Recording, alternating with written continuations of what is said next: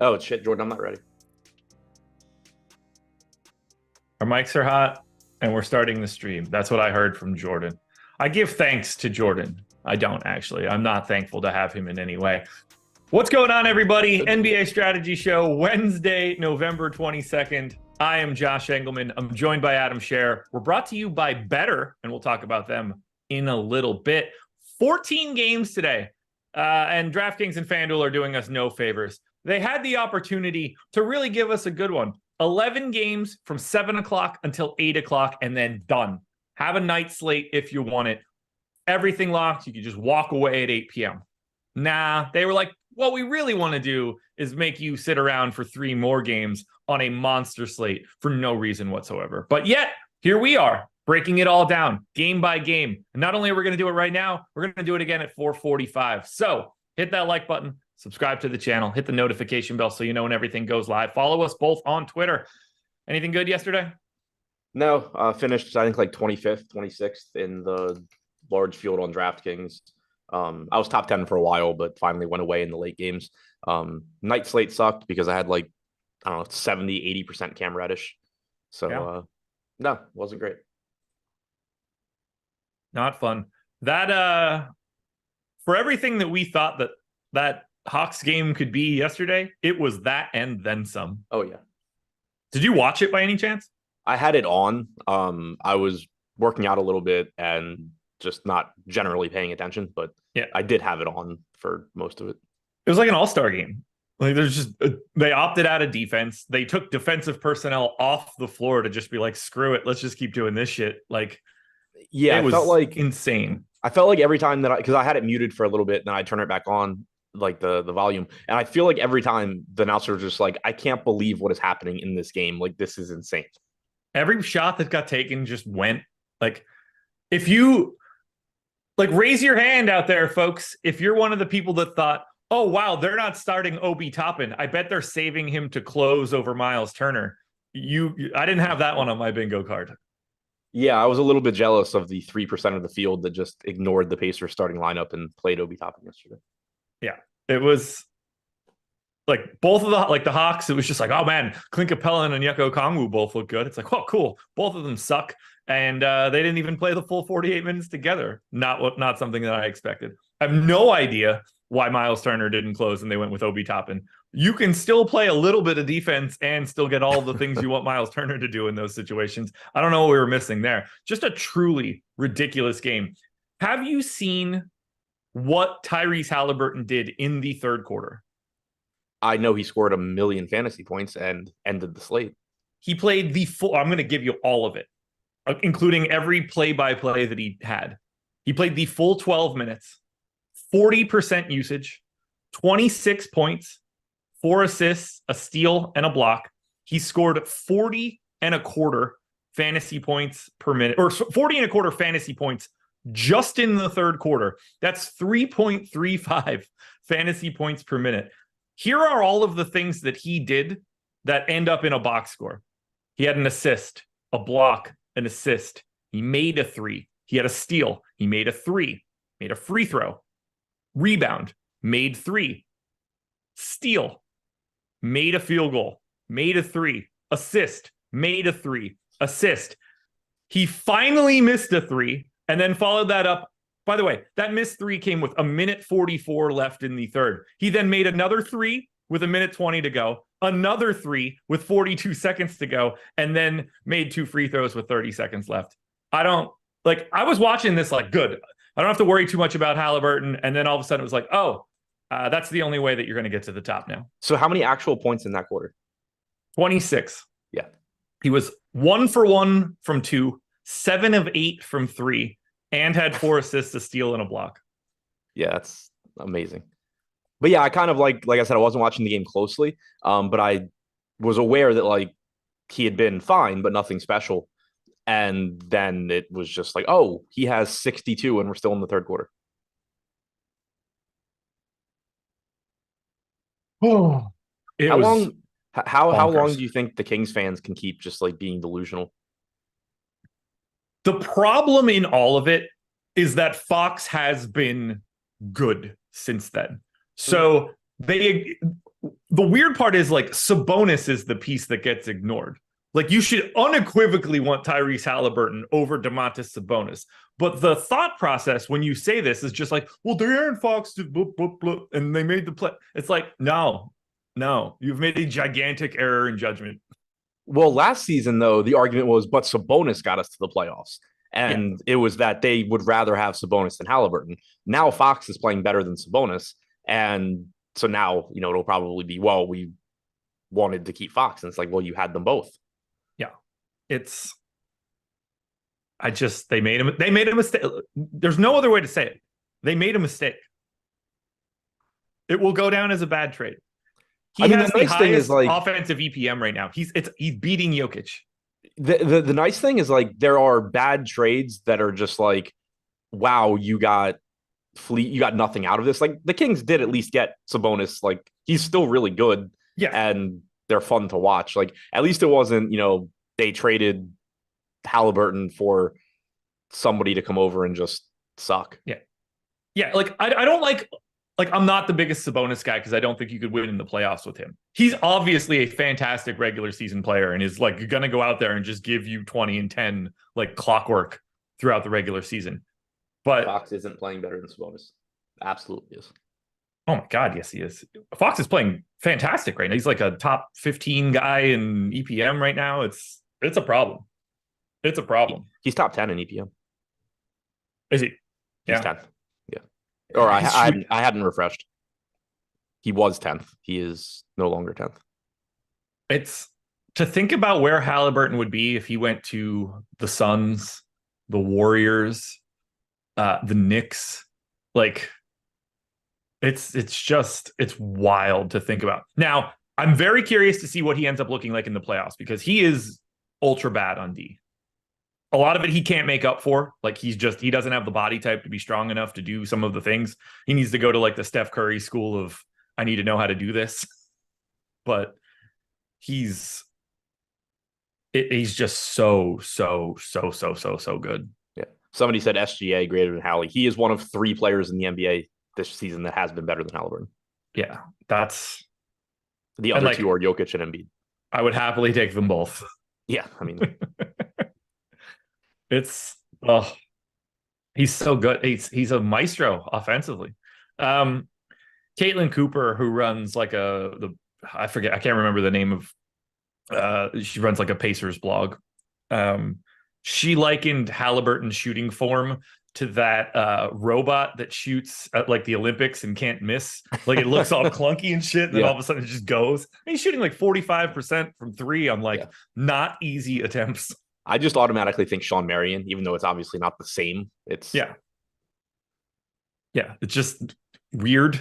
Yeah. But yet goes. I hope this dude stays healthy. I have no idea where this goes for him, but like if he's doing this right now, what does this look like in 4 years? Right. Yeah. I mean, he's 24. Insanity. You ready to do this? It's wild that he played a sport at the same college as Eric. I know. Talk about a gap in talent at anything in life. Do you think that you are as good as at anything as Tyrese Halliburton is at basketball? No. Yeah, me neither. Do you think what's your cutoff for like your best skill, do you think? Do you know what I mean? Do you know where I'm going with this? Like, do you think how close to a high level NBA skill do you have in something in life? Nothing. I'm one of those people, like I'm good at pretty much anything that like I try, but I'm not great at anything. Like, are you, so like who would be the NBA equivalent of that? Denny, like Kenrich Williams, Denny Avdia. Sure, same. I get that comp. Never really thought about it. Nuts. Anyway, you ready to do this? Slightly above average at everything, not far above average at anything. Yeah, I don't think I'm NBA level in anything. You got to figure, if you want to say that you are an NBA level something, we're talking top. We'll be generous. You're in the top 500 in the world. I mean, I'm an NBA level DFS player, but I'm like Okay. sitting on the bench. Yeah. Yeah, you probably are Kenrich Williams. Yeah. Denny's moving in the starting lineup. You're like, yeah, that worked. That's true. I never really thought about it like that, but yeah, I guess that's true. I don't have anything else though, I don't think. I'm definitely not an NBA level weed smoker. There are definitely 500 people ahead of me in that line. Yeah, I guess DFS.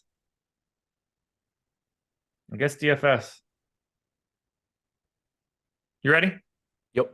Because we got to talk about your stupid team first. And they broke the slate right out of the gate. Yeah, I ran my stuff before I actually looked at anything, and I saw how much Gafford I'm getting. It was like, okay, I messed up something somewhere. And then I saw what they did with his price. Yeah. Washington Wizards. Hit that like button, by the way. Let's get into it. Wizards are 4.5-point dogs in Charlotte, 242 total. Great. We got to just start with the elephant in the room. For some strange reason, DraftKings dropped Daniel Gafford's price by $1,000. We are currently projecting him at 66% ownership.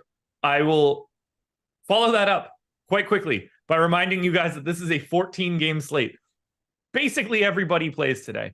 And unless you've been living under a rock or this is your first show, we talk about 1 to 2 centers on every single team that look good always. Like it never fails.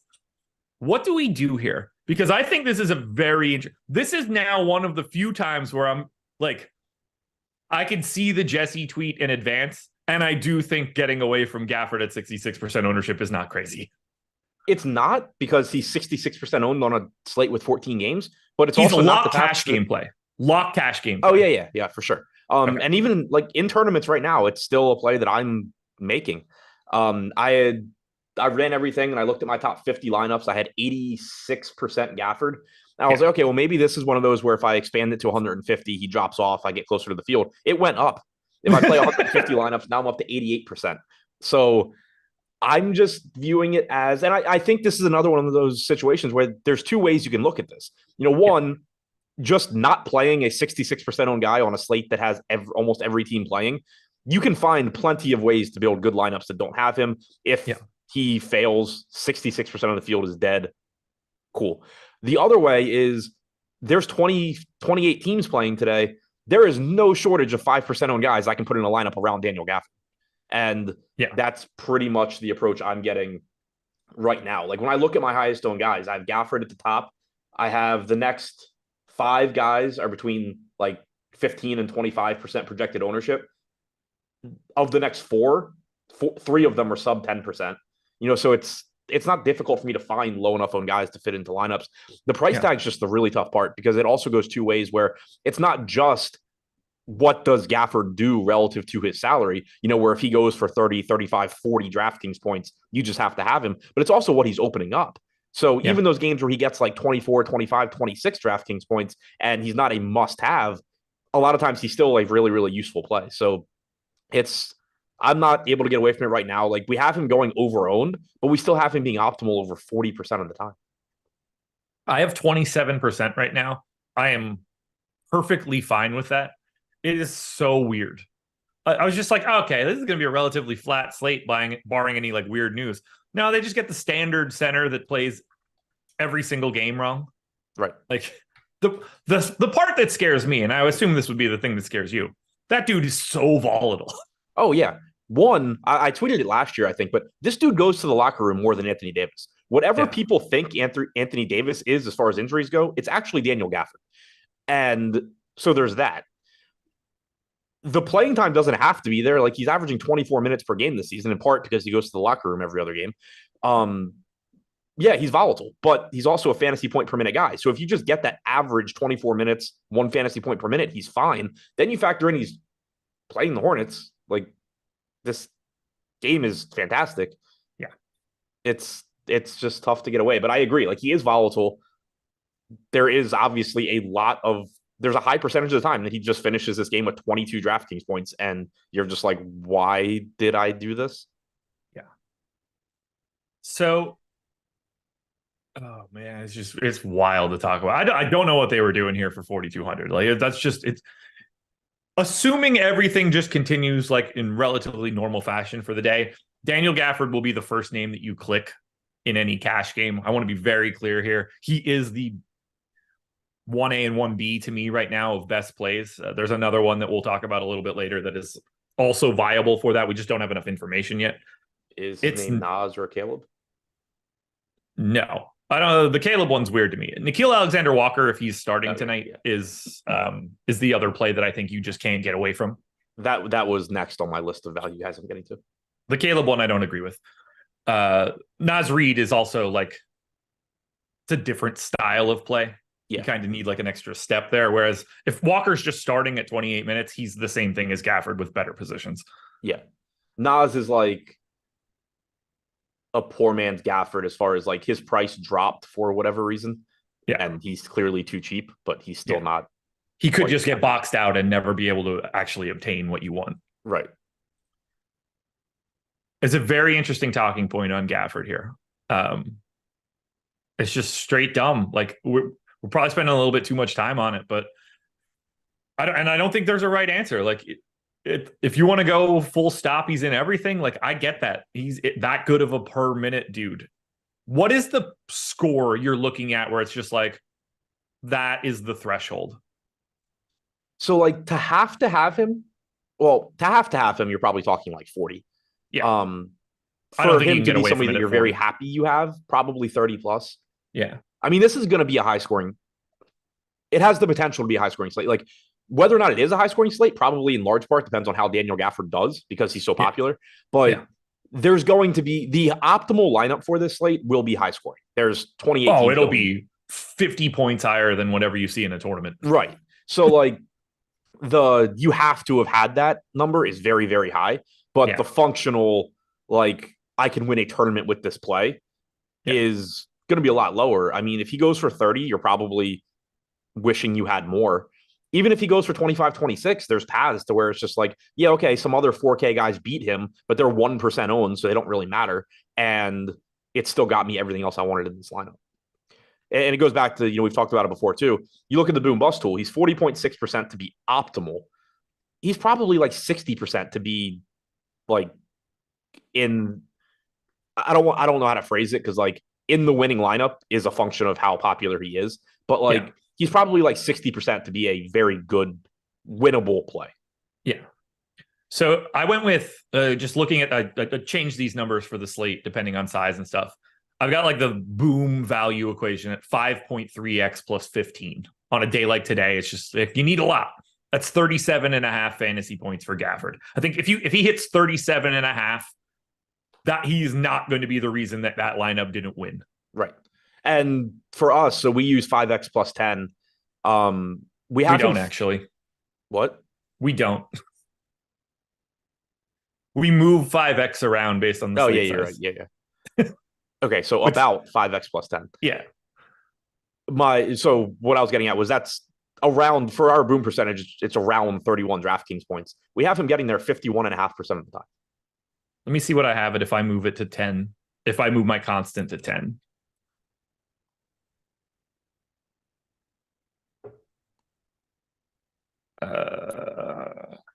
Close enough. So I basically get it to 6x plus 10 then for today. Yeah. What do we have his boom rate at? 51.6.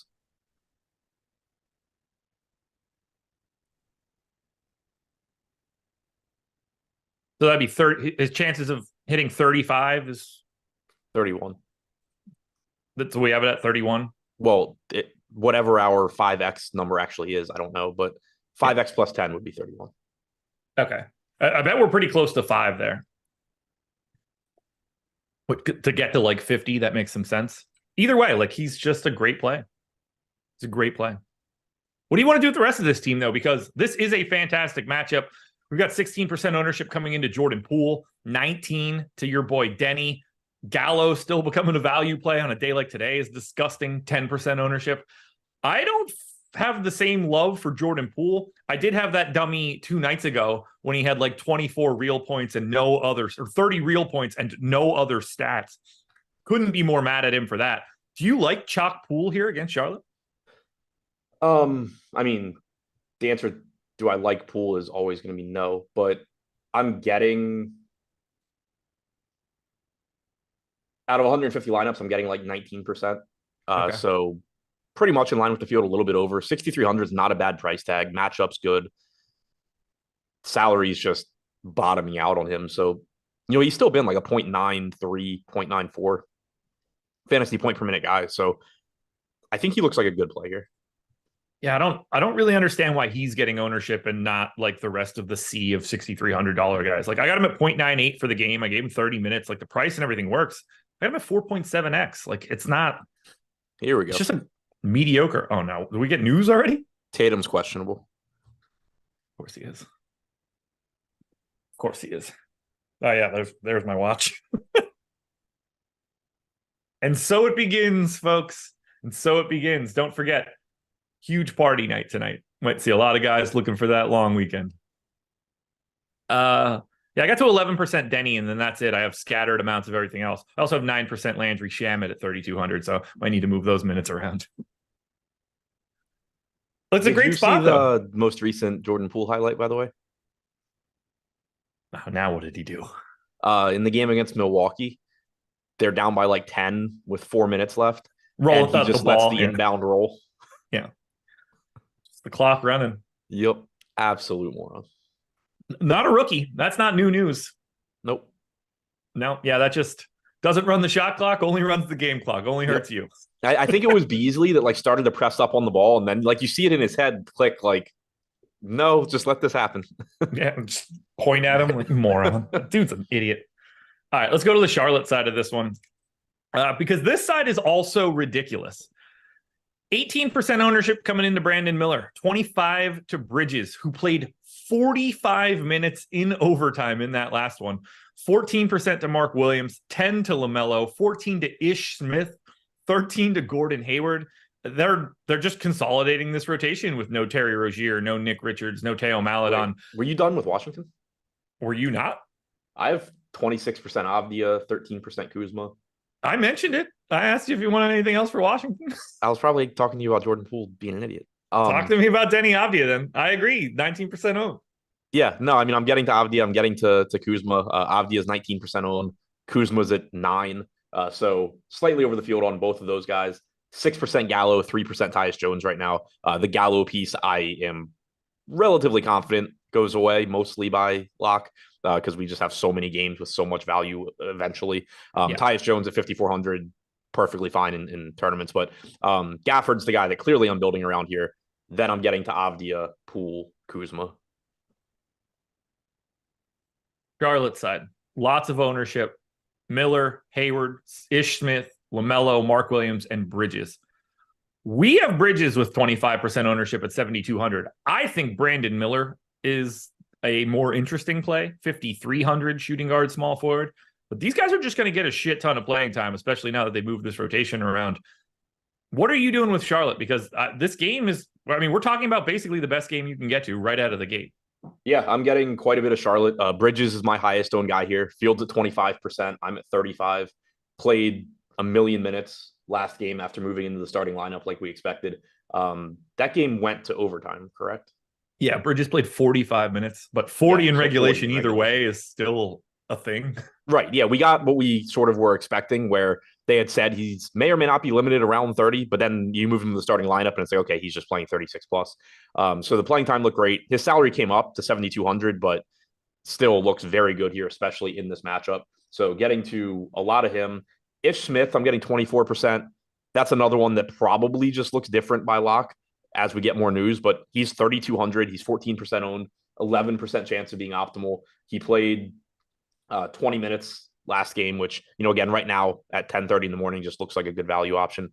So I'm getting there, but it'll probably go away. I'm getting to 23% LaMelo. I'm getting to 15% Miller, 13% Hayward, only getting to 4% Mark Williams. Again, I would not mind getting more, but this is also a function of Gafford. If you are taking the stance that you're not going to play a lot of 60 whatever percent on Gafford, then Mark Williams is certainly somebody that you should be looking to. Very high ceiling, very good spot. He's a little bit different price points. You get a different roster construction overall. But for me, where I'm just pretty much playing Gafford everywhere at the moment, that is going to cut out a lot of these mid-range guys like Mark Williams. But Yeah, getting tons of this game.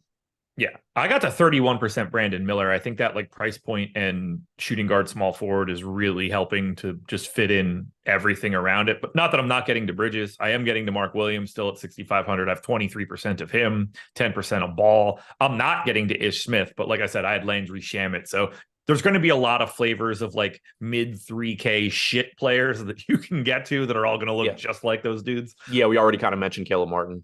Yeah. Nas. There's 14 games. 28 teams play today. Every one of them's probably got one moron that looks like Ish Smith. Yep. I do like the fact that I'm like 3x the field on LaMelo in the spot right now. That is the kind of thing that certainly could go away by lock, just where I start getting, other pay up options. But, kind of like Halliburton did for me yesterday. I was just going to say, would you like to go back in time and get that Halliburton exposure? Yeah, again? I would like the 20% Halliburton. But like I like the idea of it. It is, also when I look at my highest owned guys right now, I have a lot of shit players. So like if I start losing those, I probably also start losing some LaMelo. But I do like the idea of being over the field in the spot. Anything else for the Hornets? I mean, this is the only.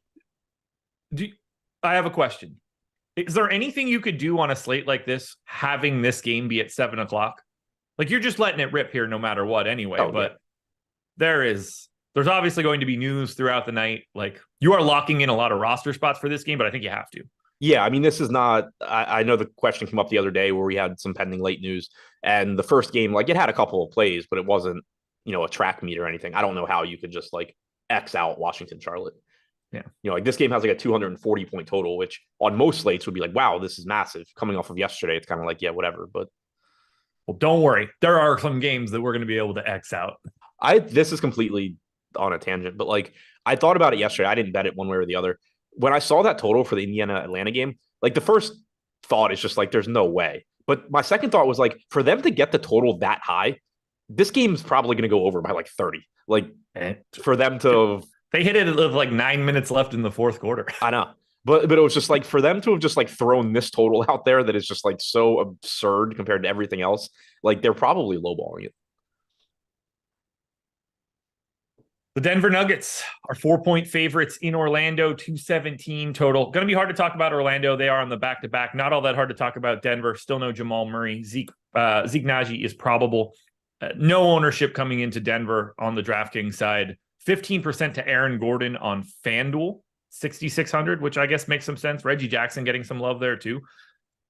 Look, by all means, if you can find the salary and it shouldn't be all that difficult to play a $12,500 Nikola Jokic, go for it. You're already boxed out to 100. Like you've already got Gafford filling up 66% of the center spot. So most centers are going to be a little bit lower than you would expect.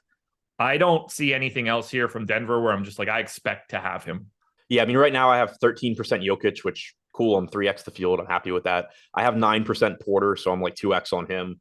Those are the only two guys from Denver I have right now. It's just a healthy team. The pricing's correct. It's a massive slate. So you're really just going to see, unless you are a top projected player or a top point per dollar value, you're a secondary play at best. And that's basically what you're seeing from Denver. Yeah, I don't really see any way that you could look at this team today and think, especially 217 total. We're talking 25 points less than the one we just talked about. Right. I'll never tell anybody to not take Jokic, but like there's no clean path to being like, well, that's the dude you got to have. Right. Other than he's the highest projected scorer. And in the context of Daniel Gafford, I do think if you're getting away from Gafford, a good way to do it is like Jokic plus some other relatively expensive high upside center, where if Gafford does go for 32 DraftKings points, you have the potential to be like, oh, cool, he went for 32, but you have these two centers that both went for 60 plus, and you can't have them because you have Gafford. Like, I think that's a very logical way of approaching it. Yeah, I think we're on the same page there. Yeah, like I got 3% of Michael Porter Jr. as far as I'm concerned. That's randomness. I also got 3% of Jokic. Wouldn't mind more, just don't have it. And, no matter how you project him on this one, he's not going to get to 2 fantasy points per minute in a 217 total against Orlando. Speaking of Orlando, I think the only thing that we can do here is just assume it's the same rotation we got yesterday, other than I don't expect Jonathan Isaac to play. I think you could see Gary Harris potentially sit here too, but I think swapping out Isaac for like 14 minutes of Caleb Houston or somebody random is probably fine. 8% ownership to Franz Wagner is the high mark. for anyone on Orlando. He was a great play yesterday at that price tag. It's just so different with 14 games. I have him, but like 10% of Franz Wagner isn't really like interesting to talk about. No, I have 5% Franz Wagner, and then I have one of 150 lineups with Cole Anthony, and that is the extent of Orlando for me. You can throw Banchero into that. You can throw Jalen Suggs into that, where it's just like, yeah, they're low owned and they play big roles and they can score fantasy points, but it's just there's 100 guys that look like that today. Yep, there really are. And we got to, like, for this slate, we're just going to focus on these are the most important things to think about. If you can think about any starter in any one of these games is probably just like, yeah, that's, you can make a case for that. Right. If I sat here and was just like, Paolo Banchero at 2% owned is a great play. I don't know how, why he's 2% owned. Anybody in chat should very quickly be able to just name like 10 more guys at his price point that are like, hey, he's also 2, 3, 4% owned and the exact same play as Banchero. Now, maybe we get an Orlando injury report at 1:30 and this looks a lot different. Like, there's going to be spots where things are going to open up, but we don't have that right now. That'll be a deeper dive discussion. Anything else for Orlando? Nope. Brooklyn Nets are still without Ben Simmons, Dennis Smith Jr., and Cam Thomas. They are 4-point underdogs in Atlanta, 233 total. Obviously, Atlanta on the back-to-back after yesterday's game. 10% ownership coming into Cam Johnson and Nick Claxton today. They are the two guys that I'm getting to the most. Bridges is 7,600 on FanDuel. He's the most owned guy at 19%. But as I look at the Nets right now, I'm fine if I get some Cam Johnson and Nick Claxton. But again, there are no priorities for Brooklyn. Yeah, same page. I'm getting to 5 different Nets and none of them more than 5%. Yeah. Mikal Bridges showing up 5% of the time for me. Claxton's at 4, Johnson's at 3, Walker's at 3, Dinwiddie's at 1. I just don't have much of anything. Feel like we haven't talked about this team in forever because they played on Sunday. But yeah, it's just another healthy team. There's upside in any of these guys. We know Bridges is a solid scorer. We know the upside that Claxton gives you at 5,900, but just very difficult for me to prioritize anything here. Cam Johnson at 5,700 is getting the most ownership at 12%, but we only have him 6.5% to be optimal. So I'm under the field on him right now as well. Yeah. I got 13% in Clax and 9% of Cam Johnson. Yeah, and that's the kind of thing that goes back to what you're doing with Gafford. Like, it's really tough for me to just be getting over the field on Claxton when I have as much Gafford as I do. If you're not playing that much Gafford, then be getting to the Mark Williams, Nick Claxton, like those guys that can just beat Gafford by 20 plus points. Atlanta side, I think we have to just project it like we did yesterday. The good news is Atlanta's rotation just like never changes. They're the exact same team every day, which is very helpful, but also makes it a little bit harder to find value on a day like today. Trae Young's 8% owned. No one else is more than 2. I got to 9 of Trae Young at 9,200, point guard only. I think he still looks really good come with that price tag for today here. But again, there are no priorities here for Atlanta. This is a very different thing than a 5-game slate. Yeah, very different than yesterday. I have 5% Trae Young. I have 1% DeJounte Murray, and that's all the Atlanta I'm getting to right now. So just wildly different. Trae Young leading the way at 9% owned, 9,200. Still a good price tag, but just very, very, very different from yesterday, assuming that everybody is in. If you were to get like DeJounte Murray or Trae Young out for some reason, then obviously the other one's going to look really good. In reference to your to what you said about Nick Claxton, Einsteinium said, Adam is acting like he doesn't have an extra center spot. Yeah, I've been really confused looking at my exposures. Like, where are all the other centers? Yeah. Well, when you already have 100% locked up to Daniel Gafford, those numbers just tend to be a little bit smaller. Yeah, my next highest owned center is, like, excluding Naz Reid, is Bam at 24%. Alrighty, folks. First and foremost, I need you to hit the like button. We want to get up and over 100. We have 470 people in here right now. Schedule for the rest of the day. At 1:30, you get the DraftKings Rainmakers show. At 2 o'clock, you get the NHL strategy show. 4:45, Adam and I are back for the deeper dive. 6 p.m., you get NBA live before lock. But now it's time to have the real conversation. Drum roll, please. If you watched the process show, you already know this. But if you didn't, here it is. Black Friday sale is here for you guys. 50% off your first payment of the Sims tool. NBA side, NFL side, whichever one you're looking for. You get it using the promo code SIMS. Click the link in the description or the link that Jordan, I assume, will drop in chat. 50% off for The Sims for Black Friday. I have another little piece for you guys. If you used the Millie promo code, you are not getting the negative side of this deal. If you used Millie, you will also get a promo code in your email that will allow you to use this 50% off promo anytime before the end of the year. We didn't want you guys to get boxed out for using that promo. We didn't expect to run the Millie promo. Short Gamer TV shipped the Millie, and we put something together for it. So we were always going to have something for Black Friday. We don't want you to think that you got that, and now you lose out on this deal. So if you did Millie, you will get that promo code in your email. If you didn't do Millie, sign up right now. 50% off for the Sims tool. Enjoy Black Friday, everybody. Milwaukee Bucks, 5.5-point dogs in Boston, 236 total. Suck it, Jason Tatum. Like, I want this game to be as good as it can be. It's like, I want Bucks Celtics to be a real game tonight. But unfortunately, it doesn't seem like it will be. 1% ownership coming into Giannis is the only guy that doesn't show up as a 0 in ownership for anybody else if you round up or down. Lillard got to 2% on FanDuel at 8,700. I see no way that you're playing anybody from Milwaukee. I have 1 out of 150 Giannis. Yeah. Just tough matchup, healthy team. Giannis's price went up on DraftKings, which I don't really know how. Not a knock on Giannis. It's just he doesn't have the same role that guys like Jokic and Embiid have on their respective teams. He doesn't play as many minutes. It's as long as Lillard's in, it's very, very tough on a full slate to pay this price for Giannis. On FanDuel, he is also not getting any ownership. He's generally a better play there, but not getting anything there today either. Yeah, I don't know how you do it. And that's, again, not to say that like Giannis can't go out there and drop 80, but yeah, it's just such a low probability. Yeah. Like we have him 1.5% to be optimal. Yeah, it's really tough. It's really tough.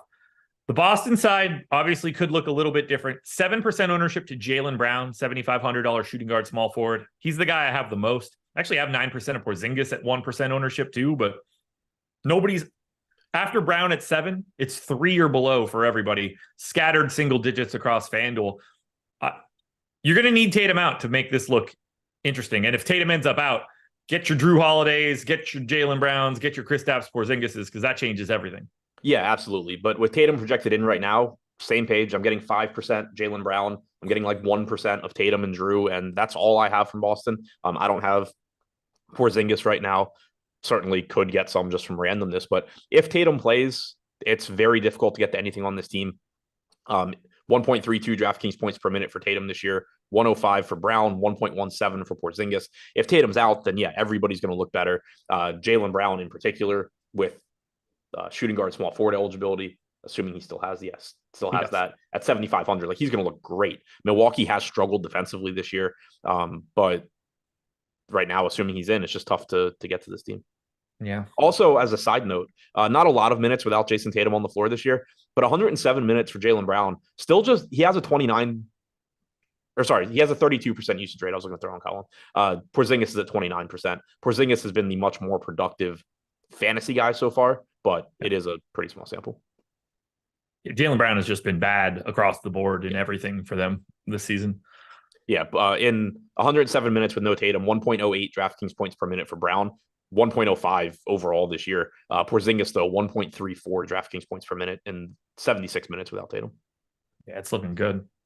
It's looking real good. Keep your eye out on that Jason Tatum news. How good he is. Zinger? Yeah. Yeah. I mean, people just keep thinking about him like tearing his ACL 7 years ago, and yeah, they don't get over it. Like, he was great for Washington last year. Oh, yeah. Yeah, and like he's been good this year also. Yeah, I mean, I think he finished like top 20 in EPM last year, and he's there again this year. Yeah, he's really good. He's really good. The two people ahead and behind him in EPM so far this season, Giannis and Maxey ahead of him, Trey and Bane behind him. There you go. We keep it moving. Another game that is going to be dreadful to look at.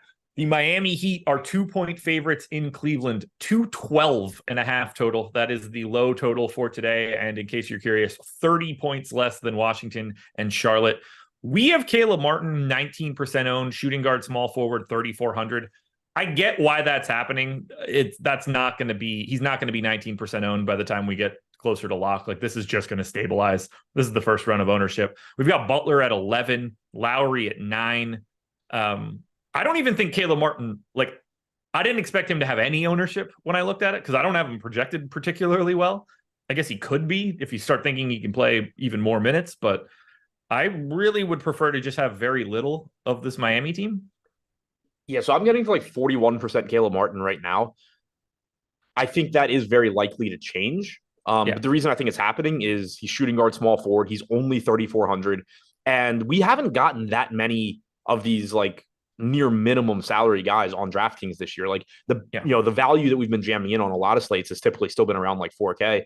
But that difference, you're getting like a 33% difference when you go from that to like a $4,400 guy. So it is really valuable. It does open up a lot, especially with that positional eligibility. He could pick up more playing time with no Kevin Love as well. So the way things look right now, I don't mind it, but I do think it's just likely that other stuff opens up and you're getting to less Caleb Martin. The one that's really interesting for me and that I have a more difficult time explaining, I'm getting to 24% BAM right now, which I don't hate because it's 7% owned BAM. Price tag came down slightly. He's 8,900. He's been fantastic this year. I like the upside I like it from an upside standpoint. I don't know exactly why BAM happens to be the guy that I'm getting when there's, a bunch of guys like that, but it's not an appealing game or anything, but 1.32 DraftKings points per minute at 8,900 and only 7% owned. I'm right around 4x the field now. Yeah, I mean, like, if you have the salary, it's great. This seems like the worst possible time to take BAM. Yeah. In the 212 total against the team with the two good bigs. That feels less than ideal, I guess would be the best way to say it. But, I mean, we got him at 1.4 fantasy points per minute. Maybe that comes down a little bit. That seems a bit high.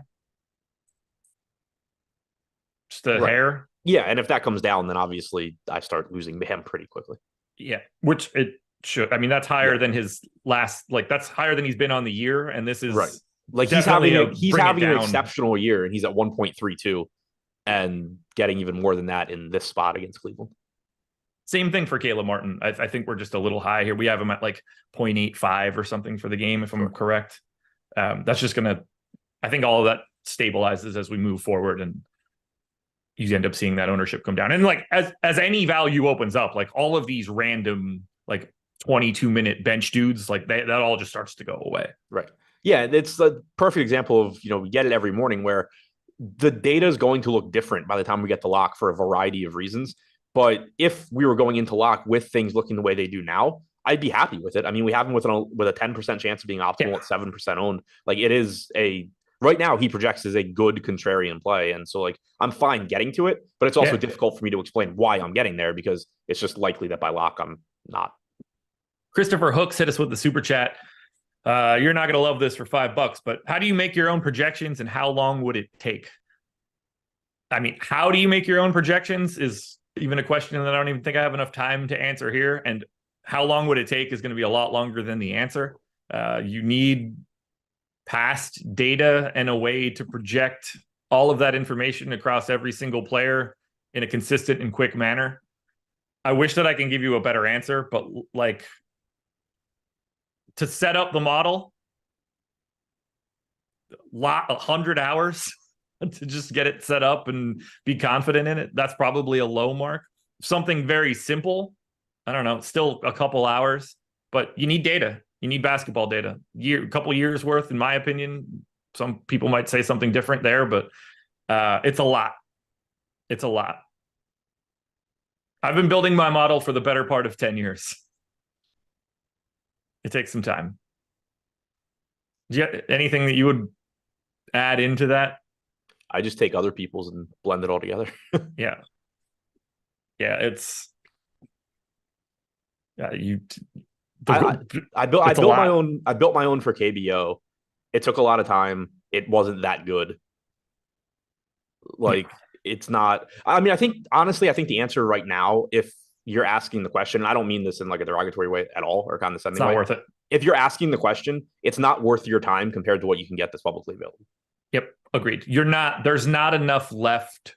There's not enough meat left on the bone of like the publicly, like whatever.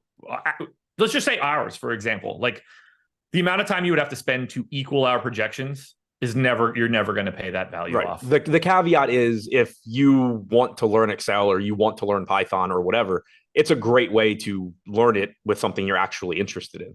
But like the extra benefits of doing something like that aside, just from a time cost perspective, like it's not worth it. It's going to be countless hours. All right, Toronto and Indy. Raptors. Oh, nope, we got to go to Cleveland. My bad. Forgot about Cleveland and Dre. So Cleveland's on the back-to-back. We don't know their status. I think we're pretty confident that Donovan Mitchell is not playing today. If Karis LeVert is playing, that's a very different story. I put Karis LeVert in. There is no ownership coming into this Cleveland team right now. Craig Porter's price jumped up to 4,600, so he's not even a thing, even if you want it to be later on. Suck it, Max Strus. Garland, though, to me, so much of him yesterday. I lost out on prize picks because of that moron. 7,900 for Garland at 2% ownership. That still looks really good to me. There's nothing else here, though. Yeah, I mean, I like the idea of the 2% owned Garland. I'm not getting there. At the moment, I have 1% Evan Mobley at 7,800, and that's it. But certainly, like Garland, Allen, they're just more of these. Yeah, they're 2% owned, and they are fine. Yeah, it's the Cleveland side looks more like what I expected the Miami side to look like. Now, if LeVert ends up out, these guys look a little bit more viable. Like Dean Wade at 3,900 starts getting lumped into the Danilo Gallinari-ish Smith type people, but there are no priorities here from Cleveland. This is a terrible environment for fantasy scores. Yeah. Helm said top DFS players use their own projections. Not a lot of them. No. They're probably not just straight 100% one site. No. There's a lot. I'm pretty sure there's a pretty decent percentage of high-end guys that aggregate. Yeah. Toronto Raptors, 4-point dogs in Indy, 238 total. We've got OG Anunoby at 12% owned. We've got Pascal Siakam at 11% owned. Nobody else is really picking up too much love there. I'm going to throw this to you quickly. I got to handle something off camera for about 20 seconds, and then you should be good. But talk to me about Anunoby and Siakam or anything else you like from Toronto. Yeah, so those are the two I'm getting to the most. 15% Anunoby for me right now on DraftKings. We have him coming in at about 12% owned, so slightly over the field there. I'm even with the field on 11% Siakam. Just pretty cheap price tags. Very, very good matchup against Indiana. Fast-paced team, one of the worst defenses in the league. So getting to those guys a lot. I'm getting to 11% Schroeder as well. That's about 3x the field on him at 6,500. So that's kind of interesting. We have him with an 8.5% chance of being optimal. So basically twice as likely to be optimal as his projected ownership. So not really surprised I'm getting over the field there. Getting a little bit of Barnes at 4%, getting a Pirtle lineup or two. But Anunoby and Siakam are the two that I'm getting to the most. Same for me. 15% to Siakam, 13 to Anunoby. I have Trent right now for reasons I don't totally understand, but some random people are just going to pop up. But I think if you're going to anybody, it's Siakam and Anunoby. 8K for Siakam. He's still at 1.1 fantasy points per minute on the season. Like, gets that power forward eligibility. I like that price tag for him quite a bit. But is there a difference between own projections and a model? Your own projections would refer to your own model where all of the inputs are yours and the formulas and the way you project it is yours. Yeah. So it's a model, but it's your model. Yeah.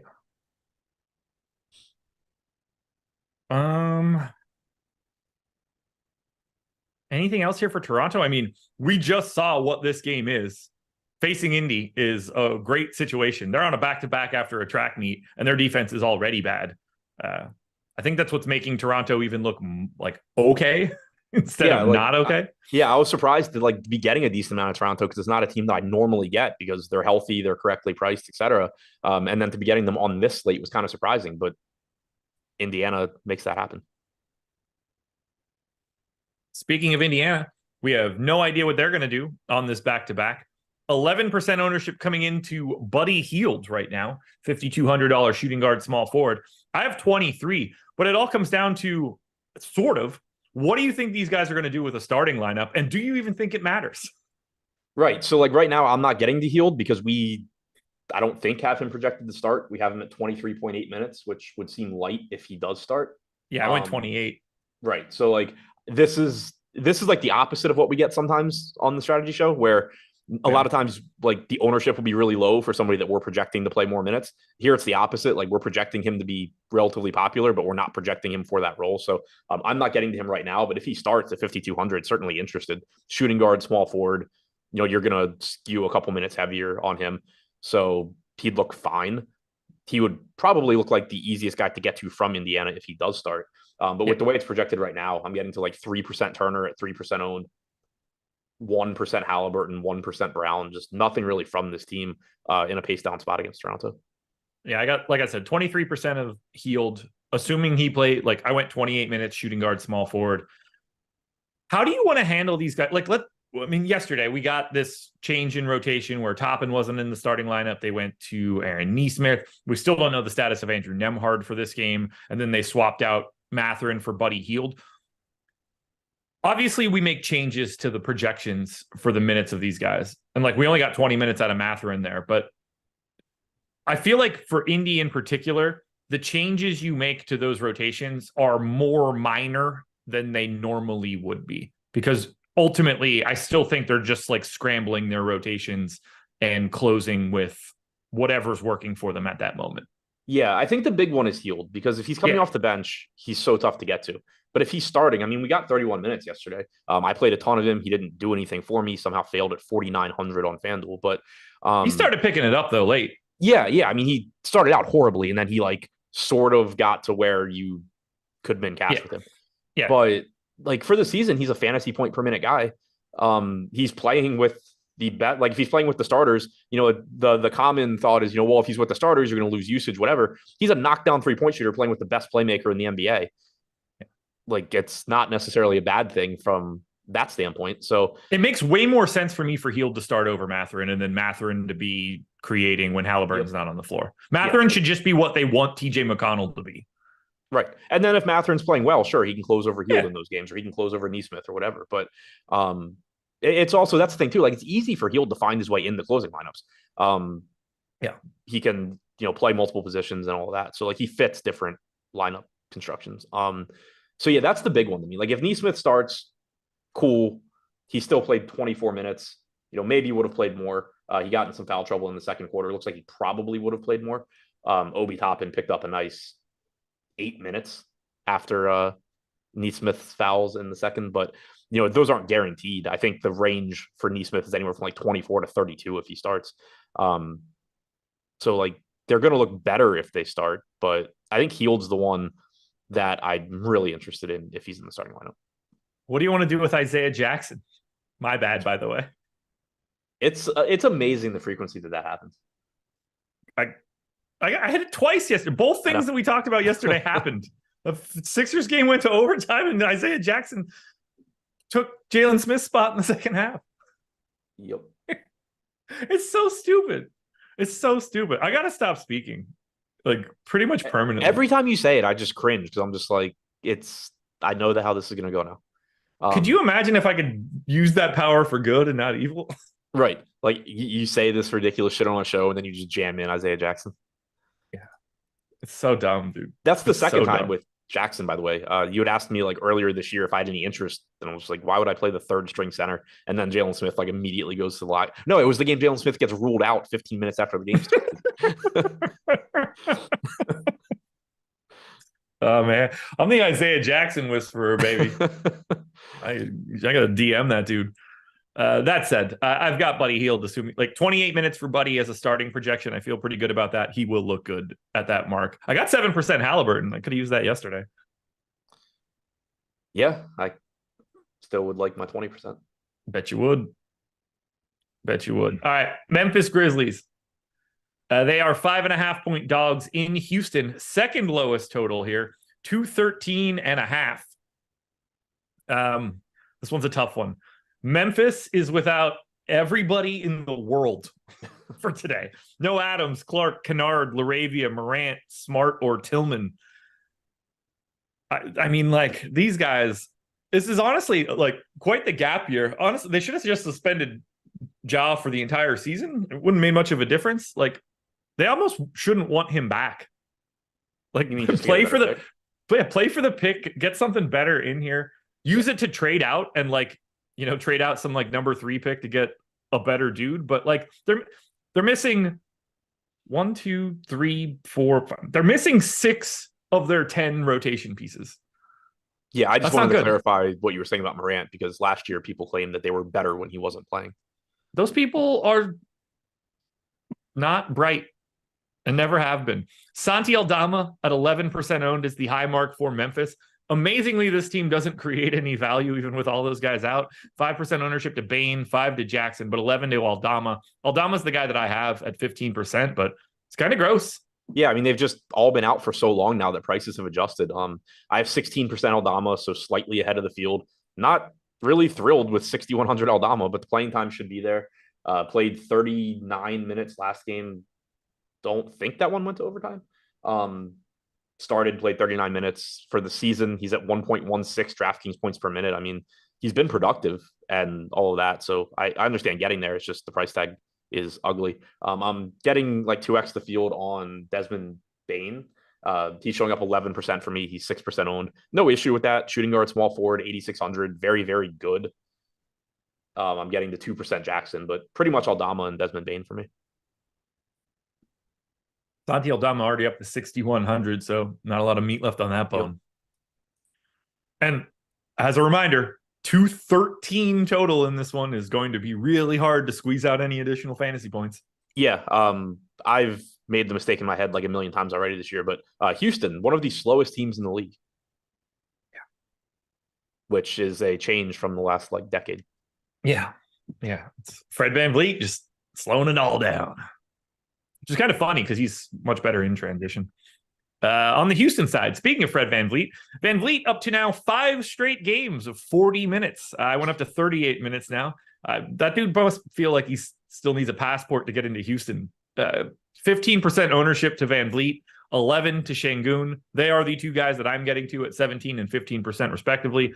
Dylan Brooks got the 10% on FanDuel where he's only 4,700, shooting guard, small forward. I don't want much here, but it is VanVleet and Şengün that are first up.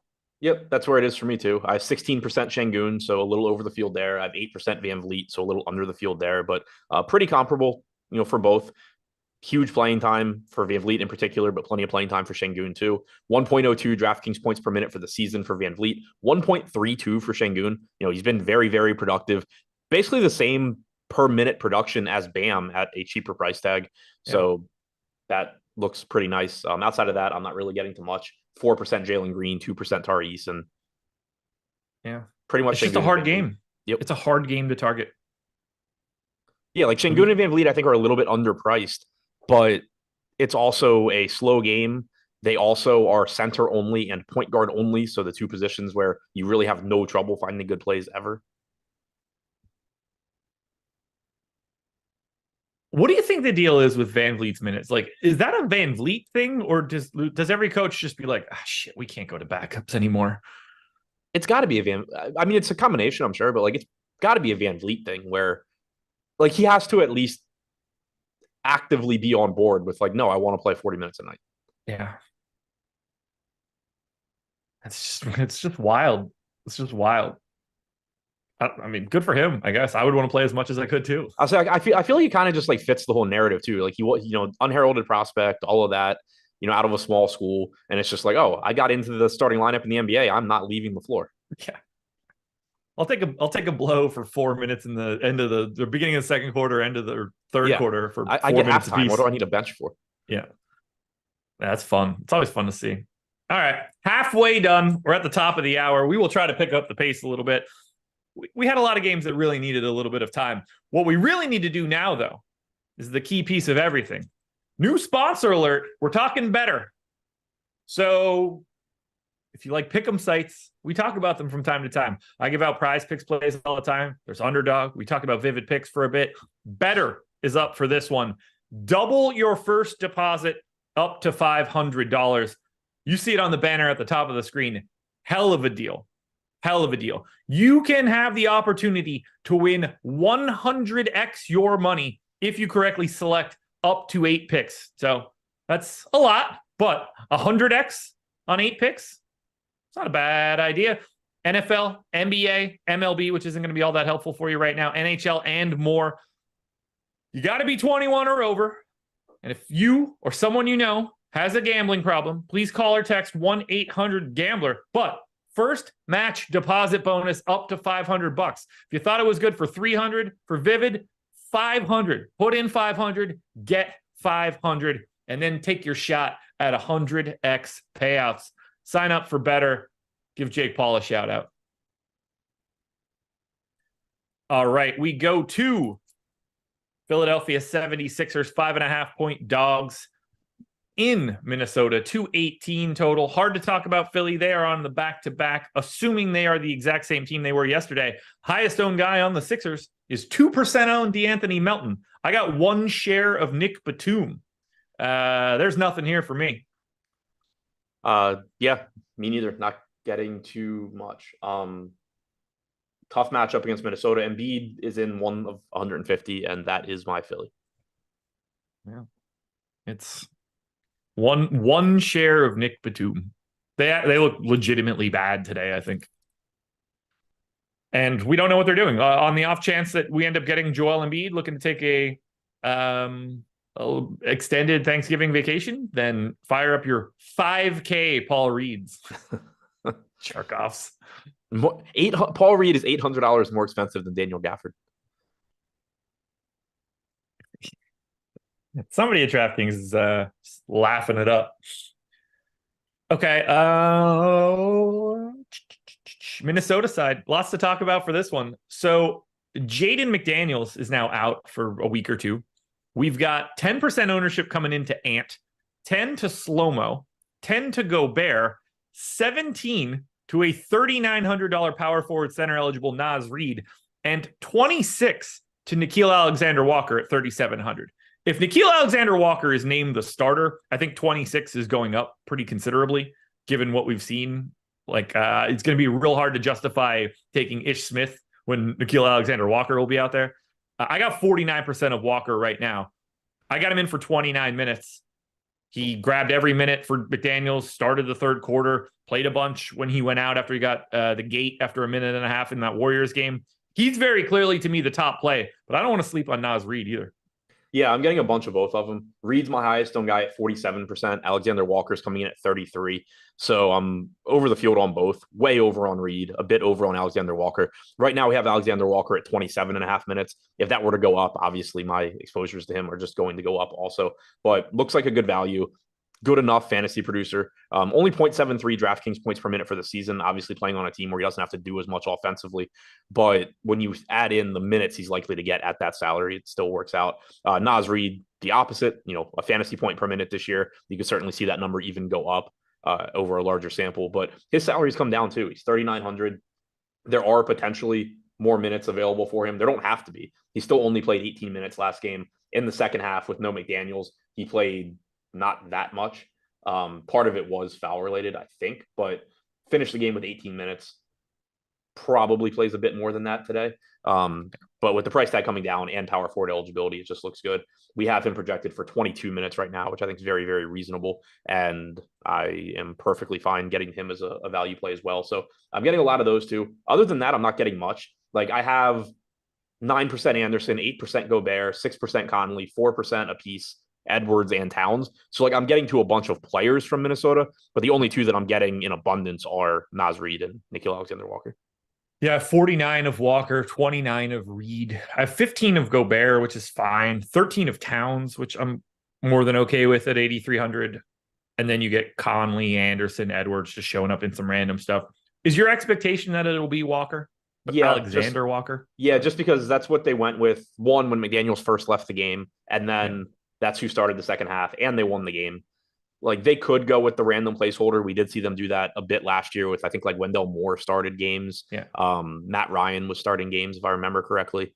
So like they could go placeholder there, but my expectation is that they go Alexander Walker. And if you get that official news of him being in the starting lineup, I think that 26% ownership number probably comes up. Like, how different do you see him and Gafford if you know Walker starting? Gafford still looks better. I mean, he's just a better point per minute guy by a good margin. Yeah, I think it's really close. Point guard, shooting guard, and 3,700. Like, that starts really working. Yeah, I mean, so we have him at 27 and a half minutes now. If he is confirmed starting, that number's not getting that much higher. Yeah, I went 29.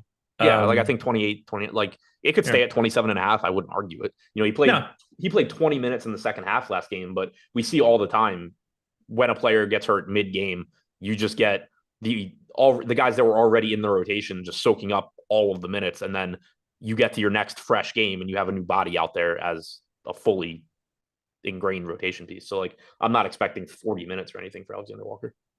How the hell did I just manage to do that? That's a new one. Excel just copied and pasted things that I didn't copy and paste. I don't believe you. No, I filtered the dates. So I have a big table of all of the box score stats that have happened for the year, but I start filtering the dates so it's a little bit smaller. So I wanted to see how many minutes he had played the first game when McDaniels was still out.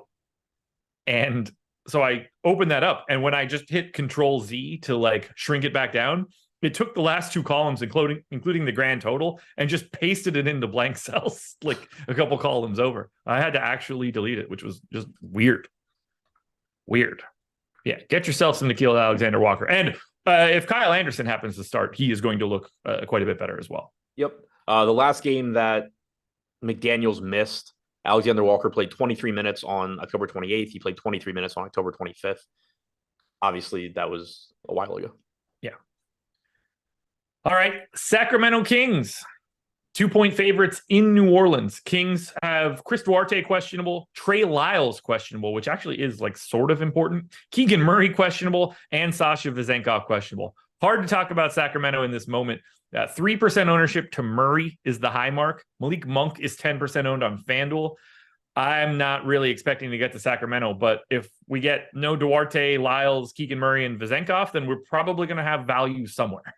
Yeah, if they're all in, they're difficult to get to. Right now, I have 5% Sabonis, which is like 2x the field. I'd have 2% Keegan, 1% Fox. This team just isn't getting ownership.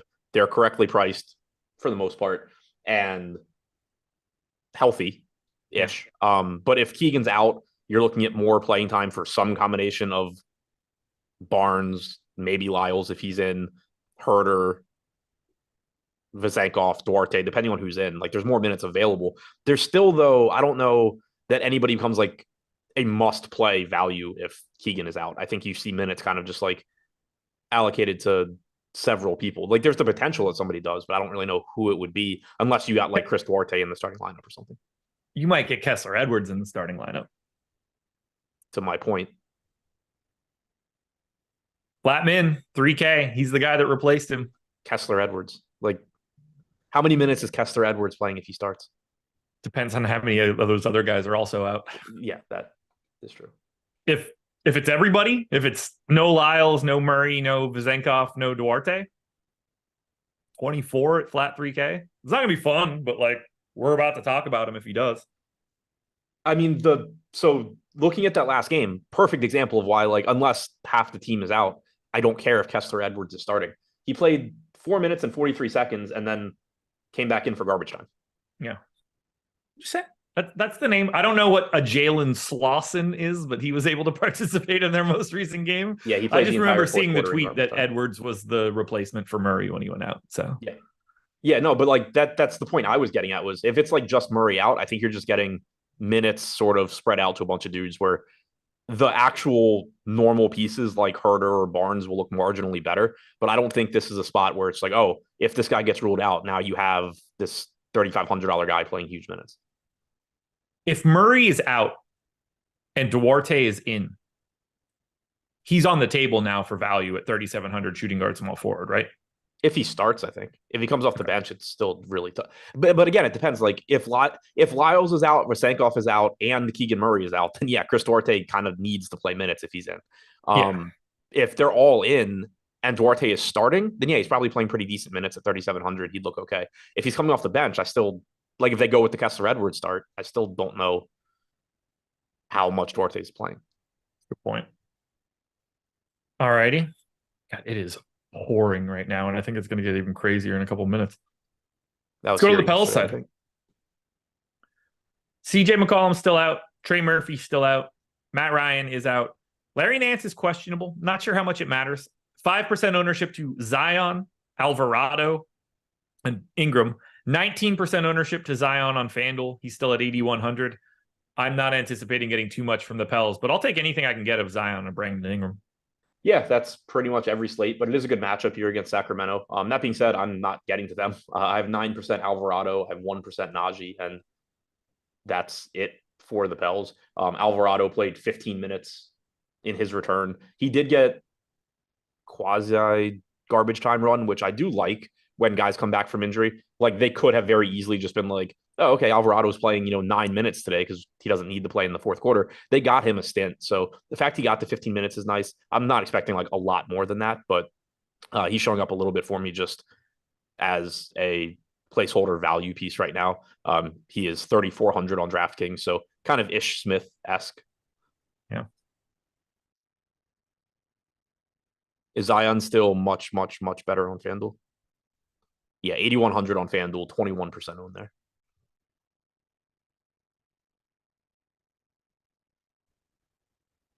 So not going to have to worry about that one. Unless you mean, does he want to sit out today to rest up for eating tomorrow, which could be a Zion thing? I don't think we need to do that. I can't imagine. Yeah, say they didn't play yesterday, did they? No. Are you talking? Are you frozen? Awesome. I'm not frozen. I'm here. So you're just staring at your screen and not moving? No, I've been talking the entire time. Okay, so you were frozen. So none of my good Zion jokes have been getting through? No. Oh, that's a shame. Nothing at all? Heard the Thanksgiving one. Oh, okay. Well, I guess I'm just going to let that one go, I guess. Anyway, well, sorry I was frozen. I told you guys, storm's here. I can hear it outside. It's a rumbling. Maybe that was Zion just walking. Who knows? Who knows? But yeah, Steven, you're good. You're good. Anything else for the Pels? Nope. Okay. Chicago Bulls, 7-point dogs in OKC, 224 total. Honestly, I do wish I would have dropped off and you would have had to run solo for these final four, but what are you going to do? Yeah, I was already trying to figure out like where, because like I don't have the games listed in the same order that you do. So I was already trying to figure out like where I was supposed to pick up. Gotcha. Righty. Well, we'll go to the Bulls here. Big underdogs against OKC. They did lower all of the main Bulls prices, sort of like Gafford, in that like they all came down a couple $100. 7,100 for DeRozan, 7,400 for Vooch, 7,300 for Levine. They are all 8% owned, basically, as is Caruso. I've got 18% of Vooch and 16% of Levine. I think that's fine. So I assume it's a DeRozan night. Yeah, I'm not getting the much here. Caruso is my highest owned guy at like 9%. The field's coming in at 5%. So like I'm a little bit over, but nothing crazy. 4,800 point guard, shooting guard. He's another one of these value pieces that can very easily just go away as other stuff opens up. I'm not really getting to the main guys too much. 5% Levine's my highest owned other than Caruso. Field at 7%, 5.5% chance of being optimal. He did get small forward back on DraftKings, which is nice. His salary also dropped to 7,300. It's just such a big slate that it's still difficult to get there. 1% Vooch. I don't have much of the Bulls. I'm happy with like 2xing the field on Vooch and Levine just from those price drops, but I wouldn't say that those guys are priorities. They're just like the guys that I like as GPP plays. There's not much else to say there. Agreed. Yeah, like the pricing on Vooch, DeRozan, Levine, even Kobe White, it's fine on all of them. They're probably a little bit underpriced. It just goes back to there's going to be guys that are way more underpriced on a 14-game slate, and then you're going to have guys that just project a lot better in terms of raw points. All righty. Yeah, Zion. S&P just stole my joke. I was about to say he's out for tryptophan poisoning. But yeah. Oklahoma City side. We got another reduction in price for somebody. He's slightly better than Daniel Gafford in terms of raw talent. Shai Gilgeous-Alexander's 9,700 today here against the Bulls. 14% owned. He's the best pay-up option, right? Now that he's 9,700. I mean, how are we defining pay-up option? Because the most likely to be rostered. Probably. I have more LaMelo right now. I have more LeBron right now, but not by a lot. Okay. Yeah, LeBron is 1 percentage point higher owned than Shai. LaMelo is a little bit under Shai. I tend to think Shai is a better play than LeBron James today off the back-to-back, but yeah. I mean, yeah, one way or the other, SJ looks very good. I'm getting 16%, Fields at 15. So I'm pretty much with the field there. We mentioned it earlier when we were talking about somebody else. Halliburton. SGA, one of the 3 players having a better year so far than Halliburton. Just incredibly good. Very good fantasy producer, too. It's not like he's, a great real-life player that doesn't translate. 1.54 DraftKings points per minute, 1.57 FanDuel points per minute. He looks great if you can get there.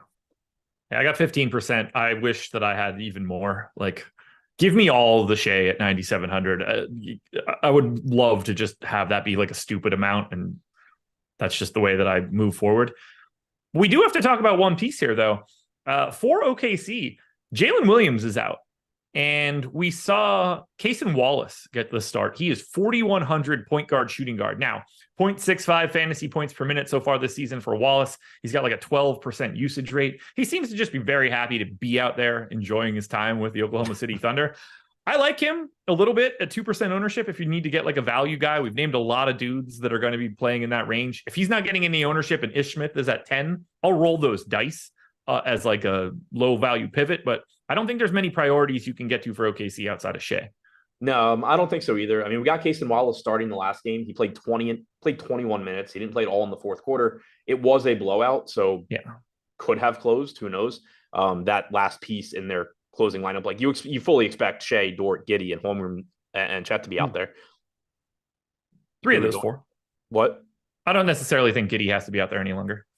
He doesn't have to, but I expect him to be generally, especially with Jalen Williams out. When Jalen Williams is out, yes. But that 5th piece, I think, can be anybody. Yeah. So, like, it could be Wallace, but like you said, also not a good fantasy producer. I don't have any, I'm not getting to him. I don't have any confidence in him. If you wanted to make the case like you were that he's 2% owned and you're going to use him to be different instead of Caleb Martin or Alexander Walker, or like, he's not even really comparable to Alexander Walker, I don't think, but like, same kind of thing, just a massive ownership gap in a particular lineup, fine, but it's not somebody I'm getting to. No. Anything else here for this OKC team? No, it's pretty much just Shai for me. I have like one lineup with Dort at 4,700. All righty. I got another promo for you guys, Black Friday style, but it's not going to be for the Sims. We're talking OddShopper, guys. Go to oddshopper.com if you don't know what it is, but if you're looking to shop some bets, if you're looking to get some more additional plays for pick'em sites, maybe you're looking to get into our Discord and chop it up with some of those guys. Black Friday is the promo code for OddShopper. 50% off a monthly package. Any user. This one ends on Monday, so it's relatively limited time offer. You get all of the OddShopper premium tools, Discord. I can't talk today. And our expert picks, which are now a part of OddShopper. OddShopper going through a little bit of a rebrand right now. You're just going to get more stuff for less money. I think that's what everybody's looking for on the sports betting side. Now you can get it for 50% off. So I think this is the perfect opportunity to come in, sign up for OddShopper. Whether you're into sports betting and you want to shop around for those types of lines, there's advanced data behind all of it. OddShopper plays are there. It takes a market-based approach to beating the books. Whether it's sports betting or if you're looking to get into the pick'em sites, OddShopper is what you're looking for, guys. 50% off. Promo code is Black Friday. You see it on the screen right now. Link in the description or in chat. All right, we got 4 more to go, but we'll be able to... As a quick aside, Ira, I think it was Ira. Ira Winderman said Spoelstra said Thomas Bryant will play in place of Kevin Love tonight. Obviously, coach speak, but like getting some sort of confirmation Bryant is playing does take away some of the potential Caleb Martin minutes. Yes. Yeah. Yes, it does. Thanks for pointing that out. Clippers, 8.5-point favorites in San Antonio, 230 total. Everything that you would normally want for the Clippers is available. On the San Antonio side, we do have to worry about whether or not Devin Vassell plays. He is questionable. 10% ownership to James Harden at 7,900. He's 31% owned at 7,400 on FanDuel. I will not be getting to the Clippers. I'm getting the Harden on DraftKings. Wouldn't mind that. Yeah, it's fine. He's 7,900, point guard, shooting guard, 9% ownership, 11% chance of being optimal. I have 17%. So I don't mind getting there. I have 5% George, 1% Kawhi. Harden is getting the most ownership of the group. He's the cheapest. He has the highest optimal percentage of the three. So I don't mind getting to any of those guys. I'm not surprised that $7,900 Harden is the one I'm getting to the most. Yep. Yeah, I got 1%. I wouldn't mind matching the field. That's fine. Yeah. But like these guys are just never, it's going to be really hard for anybody to, they're going to look like the shittier version of Boston. Yeah. And I'm glad that the salaries on Terrence Mann and Norm Powell came up a bit. Yeah. I got to get the hell away from Terrence Mann. That dude is not putting up fantasy points. Does make the team better though. San Antonio side might look even worse. 5% ownership to Wemby is the high mark. I actually have 11, which I think is the first time that I've gotten Victor Wembanyama this season. So I assume he'll suck. If Vassell plays, I don't really think you want to get a lot of anything. He is 6,200, so which is kind of interesting. It's just a terrible spot. Yeah, Wemby's my highest owned guy right now as well. I have 6%. We have Vassell projected in. If he's out, it does potentially open up some other garbage to get to. But overall, just not a very appealing team. Wemby's getting the most ownership. He has the highest optimal percentage at 7%. So perfectly fine with the 6% I'm getting. I have 1% Sohan at 5,700, but with Vassell projected in, I don't really see anything here. Champagne's 4,100. If he were to start in place of Vassell, you could hope to get lucky there again, but yeah, I don't really see a lot. Neither do I. It's tough. Trey Jones really tough. 4,600. He's been a problem for me in general this year, but I'm not getting there today. Okay. Warriors are 2.5 point dogs in Phoenix, 233 total. Really wish Draymond and Bradley Beal could be here for this one. Doesn't really matter though. 3% ownership to Steph Curry is the high mark for Golden State. It doesn't get much better on the FanDuel side either. Gary Payton is questionable. I got the 5% Clay and he sucks, but I don't have anything else for the Warriors. Yeah, I got the 3% Paul, 3% Steph, and that's all I got. Perfectly happy with that. Fields at 3%. Steph is down to 9,300 on DraftKings. You do get the very obvious ceiling for him, but it's just so hard to click Steph over SGA when it's a $400 difference. Yeah. Not to mention, plenty of other guys in that price range. Yeah, I think it's hard to click Steph when Fox is only $100 more. Yeah, I mean, you have Fox, you have Trey. There's no shortage of point guards in that range, but then you also just have SGA, who is just so much better. Do you see that? Right? Fox 94, Curry 93, Trey 92, Dame 91, Maxey 9K. That's just point guards. Right. And I have none of them. I didn't mention Shea. You want to go to Booker at 9,900, Halliburton at 10K, LaMelo at 10.2, working your way back down the other side that you start to run out of them a little bit. Kyrie at 8,400. What a loaded, good luck picking a point guard out of that group of five. Yeah. And to clarify for anybody that just kind of was half listening to what I said, I was referring to Shea as being much better from a fantasy standpoint than Steph. I wasn't talking about actual basketball. No. That's 50-50. Right. He's still been better this year, but you're talking about two of the top 10 players in the league. Yes, you are. On the Phoenix side, they are on a back-to-back. We have no idea what their injury report will look like. So right now it's 2% ownership to Nurk as the high guy. I don't have anything from Phoenix other than 3% of Nurk. Yeah, it's still a tough team to get to, even with Beal being out. He's just been out for most of the year, so prices have adjusted. I don't have a single player in a single lineup right now from Phoenix. Nurk's getting the most ownership at 2%. He's another one where, if the less Daniel Gafford you're playing, probably the more Nurk you should be playing, but nothing looks very good. It goes without saying Durant and Booker can have big games, but they're just tough to get to at their respective salaries on this slate. The Utah Jazz are on a back-to-back, 3-point favorites in Portland. Portland also on the back-to-back. So we kind of just have to move forward, assuming that these two teams look like they did yesterday to a degree. I'm not expecting Malcolm Brogdon to play today. I took him out right out of the gate. I just don't see a scenario where he's playing the back-to-back coming off of a injury, being out for a couple games and playing, limited minutes yesterday. So we shall see. It won't really matter. Kelly Olynyk is the high man on Utah, 7% owned, and he's center only. I don't see anything from Utah that is going to look like a priority for me today. And that's a great matchup. Yeah, I'm over the field on Olynyk, but that's 13% to 6. We have him 10% to be optimal. He's only 4,800. He's a good point per minute guy. He's somebody where if you're building a similar roster construction and you wanted to turn some 65% on Gafford into 6% on Olynyk, fine. Yeah. Olynyk, I don't necessarily think they have the same range of outcomes because I think Gafford has access to minutes that Olynyk doesn't. But if you get the mediocre Gafford game where he scores 20, 22, 24, Olynyk can certainly just beat that in his normal minutes. So reasonable pivot, but I'm a little over the field on him. 5% Collins, basically in line with the field. Very, very small amount of Horton Tucker and Sexton. Just another team where not getting nearly as much of them today as yesterday because it's just an entirely different slate. They were also awful yesterday. That has nothing to do with why I'm not getting them today, but they were terrible. They were terrible. That is a true statement. Basically no ownership coming into the Portland side, 5% to Grant, 4 to Sharp. I think they are the two guys you want to get to. I don't mind random flyers on Ayton.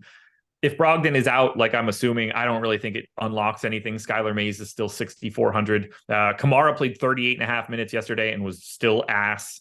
Do you want anything from Portland? I'm actually getting to them. So we do have Brogdon projected out right now. I'm not sure how much that's impacting ownership. Like we only have Grant at 4.5% owned, basically an 8% chance of being optimal. We only have 4% ownership coming into Sharp with a 10% chance of being optimal. We have 1% ownership coming into Mays with a 9% chance of being optimal. So I do think the ownership isn't quite reflecting Brogdon out, but we're projecting Brogdon out. So I'm probably getting to more Portland right now than I will later for that reason. But I'm getting to 19% Grant, 12% Sharp, 11% Mays. If they were actually going to be projected for like 2-3% ownership, I have no problem with that. Yeah. It's a good matchup. Brogdon being out does make Grant and Sharp marginally better, or at least gives them more opportunities. It does give Mays a lot more minutes, and we have seen him take on a big role as a playmaker. Usage hasn't really been there, but very high assist percentage for him. So with the way things are right now, I like getting to those guys, but I do think that if you do get Brogdon confirmed out, the ownership ticks up on these guys too, to where I probably end up more neutral. Yeah, I got 13% of Grant. I'm cool with that, but I think what you're saying is what's actually happening. And then we close it out. Dallas Mavs, 1.5 point favorites in LA, taking on the Lakers, 236 total. 5% ownership to Kyrie on DK. It's 13 on FanDuel, where he's 8,300. I have one share of Kyrie and one share of Tim Hardaway. I am not expecting to be getting to the Dallas Mavericks. Yeah, I have 3% Kyrie. I have a lineup with Luka, and that is the Mavs for me. It's a weird slate. Like there's so many teams with good players, and it's just like, yep, not getting them. Yeah. I like the $8,400 salary on Kyrie. Same. But I think he's just it's kind of a weird spot. Like it's just a weird slate right now too. Like we don't have great value, but we have enough value that it's not hard to get from an $8,400 Kyrie to like a $9,700 Shea. And Shea just looks so much better. But then you like don't have enough value to comfortably get to Jokic or Luka. So it's like you have enough to get to that 10K range instead of the 8K range, but you don't really have enough to get to the true, stars at the top. On the Lakers side of this one, I'm expecting to get a different lineup. Now they're obviously on a back-to-back, but Cam Reddish got hurt yesterday. I would be shocked if he's playing today on a back-to-back. That just doesn't seem like it would make any sense knowing that you have another day off coming after this one. So the question then becomes, we got 15% ownership coming into LeBron, 11 to Austin Reeves. Seems like Austin Reeves is earmarked to be like the guy that benefits from Reddish being gone. Max Christie is available there at the flat 3K, shooting guard, small forward. In theory, could be moved into the starting lineup in place of Reddish, and they keep this Reeves thing off the bench going. What are you seeing here for the Lakers? And then don't get me wrong, like who the hell knows with AD and LeBron? Right. Yeah, those two obviously are big. I'm getting the 17% LeBron, Fields at 15%. So I am there. Other than that, though, I'm not really getting to much of the Lakers. The only other guy getting ownership right now is Reeves, getting 11% ownership. But this is another one. This is like the inverse of what we were just talking about with Portland. We don't have Reeves projected very well at all right now. And so we have him with a 2% chance of being optimal at 11% owned. He's just not going to show up for me at this point. That's going to change. Like that projection is going to come up, I would assume. At which point I do start getting to some Reeves, probably 5,600 shooting guard, small forward, good price tag. He should look like a pretty solid, just last piece in type guy. I'm not getting to Davis. I'm not getting much Russell right now. I have 2% Max Christie at 3K and no ownership. But right now, mostly just getting to LeBron. But I do think I will start getting to some Austin Reeves as the day goes on. And then if you get LeBron or Reeves ruled out, obviously everything changes. You think they're going to start Reeves? I think they probably go Christie. Yeah, I don't have a great feel here. They went Christie in the second half yesterday. I think they just like Reeves off the bench because there was no reason they needed to start giving Reddish those starts either. Yeah. Like you could very easily be starting Reeves over Prince. You could very easily be starting him over Reddish. I think they have signaled that they want him in that bench role and then probably closing games. Yeah, he's much more likely to be closing now. I actually think this is a really good benefit for D'Angelo Russell because now Reeves can't take Russell's spot in the closing lineup. So that could be interesting. Well, I don't know what we're going to see here. Look, let's say Christie's starting and you're giving him 24 minutes. Do you have any interest? Because he sucks. Yeah, I mean, a little bit. Like he's in 2% of my lineups right now. He's not projected for any ownership. We have him at 22.5 minutes, so not far off what you just said. Yeah, he's a 0.64 DraftKings point per minute guy. Like he's the perfect example if he does start of just a spot holder, very, very unlikely to be in the closing lineup. At 3K, like still can get there, just gets hot from 3 or whatever. But yeah, it's not your this guy's moving into the starting lineup. He's got a good chance at closing and playing 32 minutes. That's not who this is. Not happening. Oh, big slate. You got an article and some videos coming out? Yep. Contenders videos coming out for me and Prize Picks in the next hour. Keep your eyes peeled. Shout out to Betr for being the sponsor here. Adam and I will be back at 4:45 for the deeper dive, where we will have to go a little bit quicker, but we should have some more news. Good luck, everybody. We'll talk to you later. Enjoy the Sims Black Friday sale. Links in the description. We out.